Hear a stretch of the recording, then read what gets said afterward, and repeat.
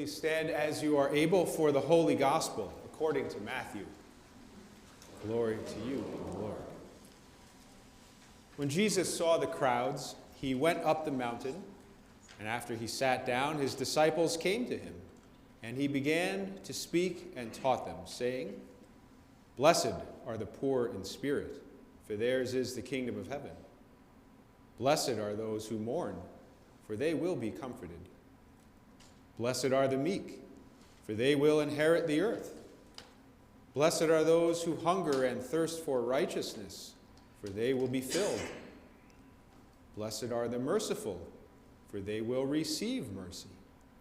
Blessed are the pure in heart, for they will see God. Blessed are the peacemakers, for they will be called children of God. Blessed are those who are persecuted for the sake of righteousness, for theirs is the kingdom of heaven. Blessed are you when people revile you and persecute you and utter all kinds of evil against you falsely on my account. Rejoice and be glad, for your reward is great in heaven. For in the same way they persecuted the prophets who were before you." The Gospel of the Lord. Praise to you, Lord Christ. Please be seated.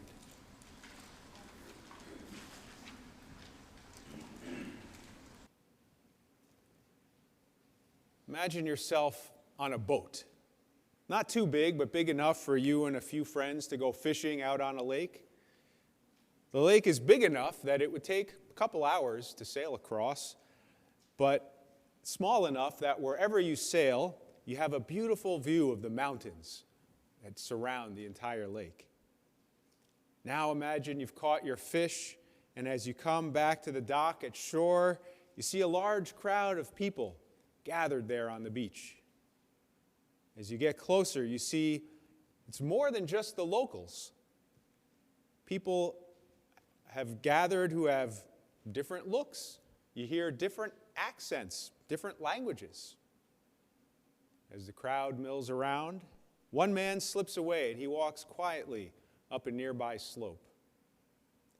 Soon after, 4 other men follow him. These are guys you fished with before. So you run after them. You're curious about what they've been up to. And as you stop to catch your breath, you see them sit down. And you hear the first man saying things that sound kind of backwards. Blessed are the poor in spirit. Blessed are those who mourn. Blessed are the meek. Blessed are those who hunger and thirst for righteousness. You don't quite get it, but later your friends give you the scoop. That was Jesus talking. And your old fishing buddies, Simon, Andrew, James, John, well, Jesus has called them to be his disciples, his students. And just like God once gave the 10 Commandments to Moses when he climbed a mountain, well, this time Jesus climbed a mountain, just a hill more like it, but he climbed there to teach a new kind of law. And the disciples would then be like Moses, going out among all the people and inviting them to live by this new law. Funny thing is, it's not the kind of law that we're accustomed to, where if you do these certain things, you benefit, and if you do these other certain things, you'll be punished. The law Jesus gives is not simply about how to behave properly. It goes much deeper than that. Jesus is telling us where to look for the very presence of God. Where does God promise to be found? And then, when you find God there by faith, you can join God in the things he is doing. Blessed are the poor in spirit. How can they be blessed when they're living in despair? They're blessed because Jesus promises he is with them. Jesus meets them in their despair and says, "Hold on to me, because I know the way to a better tomorrow." Blessed are those who mourn.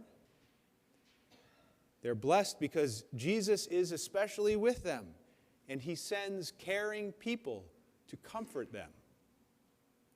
Blessed are the meek. Now, it's easy to forget that meek does not mean weak, even though it rhymes. Meekness means using whatever power or influence you might have, not for your own gain, but to help someone else. And that takes a lot of emotional and spiritual strength. Therefore, the meek need to inherit all the support possible from the ends of the earth. Blessed are those who hunger and thirst for righteousness. Those who devote themselves to righting the world's wrongs will become exhausted by all the brokenness they see around them. They're going to need Christ to fill their hearts with hope. A lot of people feel the pain and brokenness in our society, in our country right now. They want their hearts to be filled with hope somehow, particularly these last couple weeks after Renee Good and Alex Preddy were killed. And as violence, arrests, unrest, and peaceful protests continue in Minneapolis.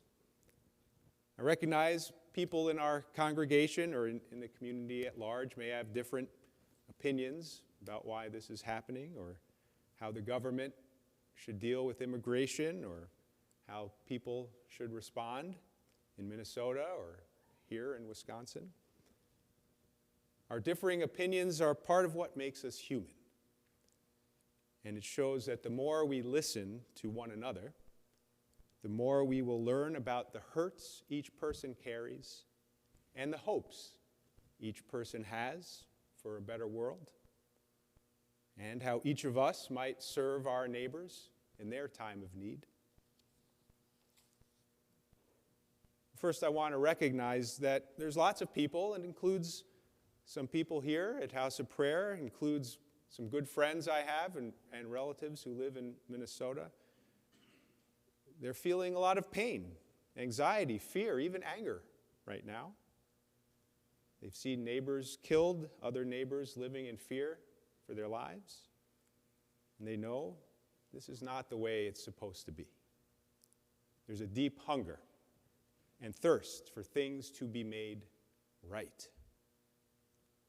And the first step towards getting there is not by taking an eye for an eye or a tooth for a tooth, but by coming together with others and forming a caring community where people can gain strength and support from one another.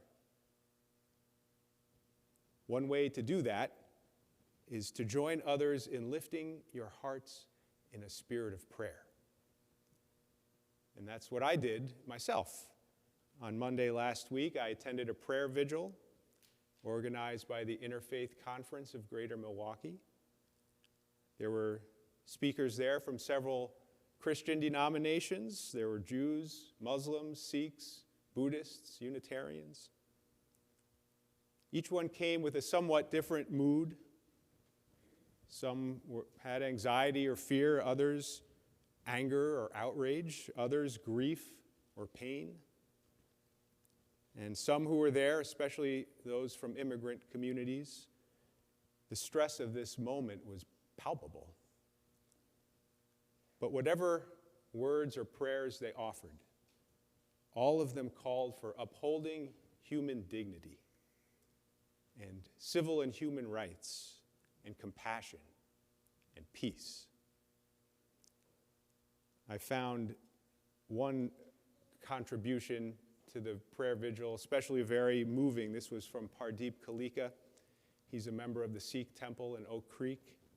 He lost his father there in the mass shooting 12 years ago. And Pardeep asked us to hold up our lights. We had each been given an electric candle. He said, "Hold up your lights." And he reminded us, we each have a light to shine. Each of us has a light to shine.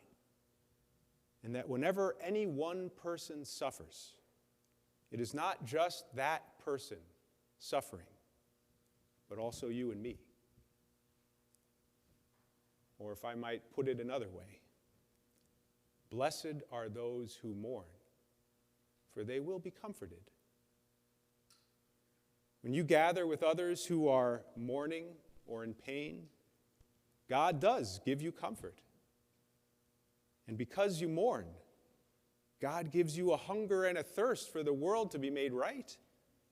And God calls you to do whatever little bit you can to help the world start becoming right until the light of hope shines once again. A challenging part of all this is that as human beings, we often have competing notions about what righteousness even is. What one person sees as righteous, another person might see as radical. Maybe both are right. How can we decide? Today's Old Testament reading evaluates righteousness by starting with our human limitations. In Micah 6:2, the prophet writes, "The Lord has a case against his people." This means that God knows how often we fall short of living up to his righteous desire that each person should live in dignity and peace. God knows that even when we're trying our best to follow him, we don't always get it right.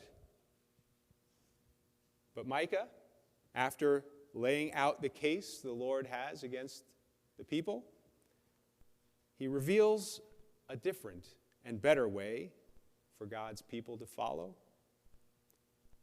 God has told you, O mortal, what is good. And what does the Lord require of you? But to do justice, to love kindness, and to walk humbly with your God. These requirements are simple, but not easy. They do, however, sound a lot like what Jesus was teaching his disciples that day up on the hillside above the Sea of Galilee.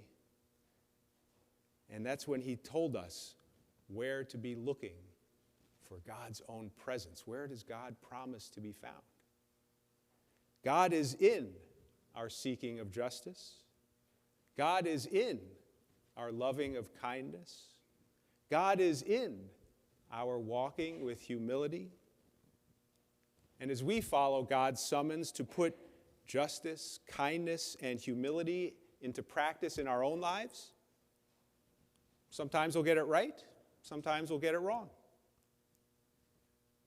Whatever the situation might be, living by faith in God's grace means that we can make our reverent best guess about what the right thing to do is, and then move forward, knowing that God keeps giving us a second chance when we need to learn from our mistakes, and we can be thankful that God really does want to send the light of Christ to shine through each one of us